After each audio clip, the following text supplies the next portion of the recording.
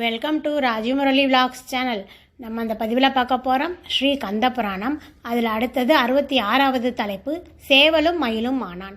இதுக்கு முன்னாடி 65 பதிவுகள் போட்டிருக்கேன். பார்க்காதவங்க நம்ம பிளேலிஸ்ட்டில் முதலேருந்து பாருங்கள், மற்ற பதிவுகளையும் பாருங்கள். சேவலும் மயிலும் ஆனான். சூரபத்மனுடைய மனத்திலே தோன்றிய நல் உணர்வை முருகவேல் மாற்றியதும் அசுரன் முன்போல கோபமும் பகையும் கொண்டவன் ஆனான். முருகப்பெருமானை கண்டு சீறினான்.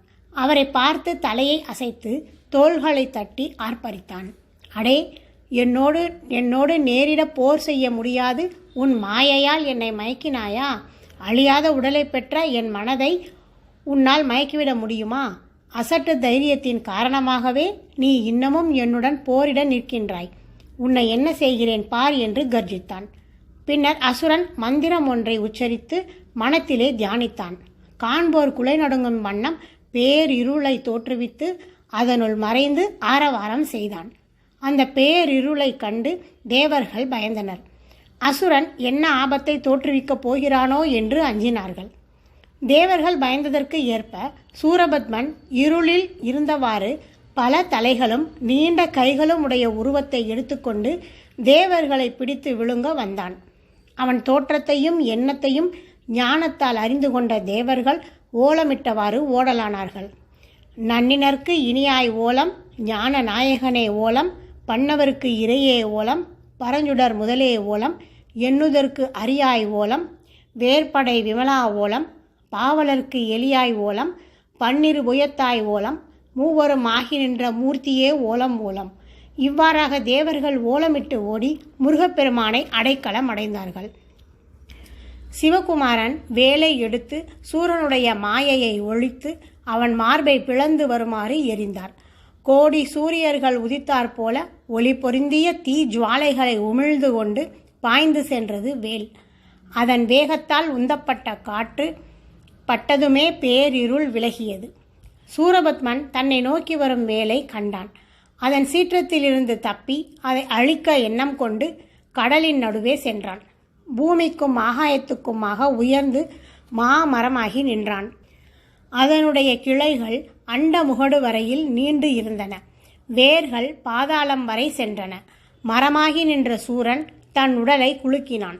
அதன் வேகத்தில் அண்டங்கள் கிடுகிடுவென ஆடின. பொருட்கள் நிலை தடுமாறி விழுந்தன. குமரன் கைவேல் சீறி பாய்ந்து வந்து மரத்தின் ஊடே பாய்ந்து அதை பிளந்து கொண்டு சென்றது. மாமரம் வெட்டுண்டு கீழே சாய்ந்தது. சூரபத்மன் திடுக்கிட்டு தன் பழைய உருவை எடுத்துக்கொண்டு உடைவாளை உருவி வேலை இரண்டாக வெட்ட முயன்றான். வேல் அவன் தாக்குதலை விலக்கிக் கொண்டு அவன் மார்பை பிளந்து அவன் உடலை இரு கூறாக்கி கடலில் தள்ளியது.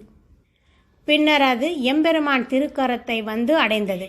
தேவர்கள் மலர் மாறி பெய்து சந்தோஷ ஆரவாரம் செய்தார்கள். தேவதுந்துபி முழங்கியது. இறைவனிடம் பெற்ற அழியா வரத்தால் உடல் இரு கூறுகளாகியும் சூரபத்மன் இறக்கவில்லை. சேவலாகவும் மயிலாகவும் மாறி முருகனை தாக்க ஓடி வந்தான். அவன் வந்த வேகத்தை கண்டு தேவர்கள் பயந்து ஓடினர். முருகப்பெருமான் அசுரன் மீது திருவருள் நோக்கம் செய்தார். அக்கணமே இவன் பகைமை நீங்கி நல்லறிவை பெற்றான். அவனிடம் குடிகொண்டிருந்த அசுரத்தன்மை நீங்கிவிட்டது. முருகன் சேவலை பார்த்து, நீ நம்முடைய தேரிலே கொடியாக இருப்பாயாக என்று அருளினார். சேவலும் தேரின் மீது ஏறி கொடியாக அமர்ந்து கூவியது. பின்னர் இந்திரனாகிய மயிலின் மீதிருந்து கீழே இறங்கி அசுரனான மயிலின் மீது ஏறி அமர்ந்து, இனி நீ என்னை சுமந்து வருவாயாக என்று திருவாய் மலர்ந்தார். மயிலாக வந்த சூரன் இறைவன் திருக்குமரனை சுமந்து கொண்டு சகல அண்டங்களிலும் சுற்றி திரும்பினான். கோழியாக இருந்த அக்னியையும் மயிலாக இருந்த இந்திரனையும் முன்போல் வடிவம் கொள்ளுமாறு திருவருள் செய்தார் முருகன். அவர்களும் தங்கள் உருவை அடைந்து எம்பெருமானை வணங்கினர்.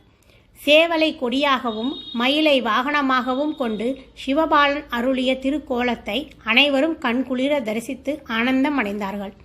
அவருடைய மகிமையை பலவாறு போற்றி துதித்தார்கள். கண்கள் ஆனந்த பாஷ்பத்தை பெருக்க சந்தோஷ சாகரத்தில் மூழ்கினார்கள். தங்களையே மறந்து எம்பெருமானை துதித்தார்கள். ஓகே ஃப்ரெண்ட்ஸ், இந்த பதிவு பிடிச்சிருந்தா லைக் பண்ணுங்கள், கமெண்ட் பண்ணுங்கள். அடுத்த 67வது தலைப்பு மகேந்திரபுரி அழிந்தது. அதை பற்றி அடுத்த பதிவில் பார்ப்போம். Thank you friends.